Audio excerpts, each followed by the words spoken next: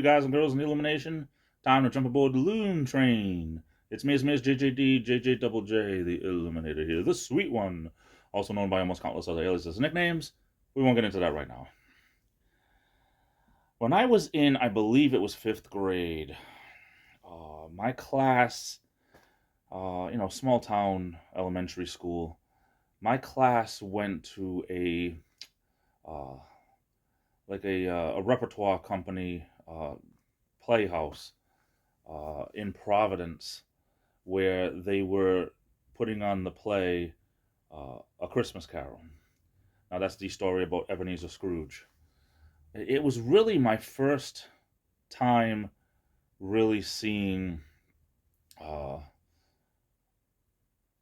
other than maybe seeing the movie once, which I wasn't really sure at the time if I had, but to see how, and I knew the story, I'm pretty sure at the time, but to see the actual Ebenezer Scrooge story on a stage, it left a huge smile on my face. They did it so well. I mean, you could remember certain things like when I saw movies years later, or, maybe not years later, but, in the future I had seen movies. It was almost a letdown because the people in the movies didn't look like the people that, in my head, I had seen on stage. Case in point, the gentleman who played the character of Fezziwig, who was Ebenezer Scrooge's former boss that he apprenticed under, uh, old Mr. Fezziwig, in the play, it was played by an African American gentleman, a black man. Did a great job. Great job.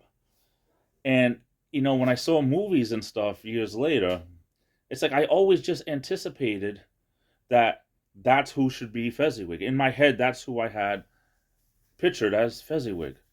And it's always, a different older gentleman. It's supposed to be, the play takes place, the show takes place, the movie takes place in England, so it's always an older white man. But I'd be lying if I said every time I think about who Fezziwig should be, it's who played it in my first memory.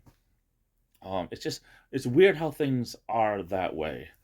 The gentleman who played Fezziwig in the play reminded me a lot of like a Ben Vereen. He had that kind of energy to him. Smiling, happy man. I mean, not saying the other actors weren't, but it's funny how you have a certain memory that you hold other things to, which I'm sure we do. Unconsciously, all of us when it comes to our lives. Look at the way that this the red in the flag kind of goes right with the red in my, like the stripe is just going right down into my do-rag here, my bandana, my gaiter. Um, but it's funny how we hold ourselves like to certain memories and we judge things on memories. Definitely this play left a lasting impression on me. It was the only time I ever went there, the only time I ever saw A Christmas Carol as a uh, as a play, and definitely something I wouldn't mind doing again, even as I am older now. But something like that, it's great to have memories to draw back on and remember certain things like that. Always, always. Anyway, hope you're having a great Christmas season. I'm off to the races. Sail Aversky. I love you all. Stay safe. Have a good rest of the day. Be good to yourselves. This is the Illuminator, and I'll be back.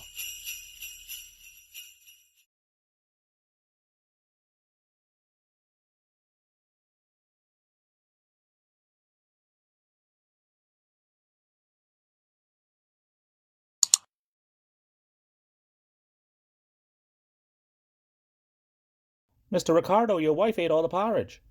Lucy, you have some splaining to do.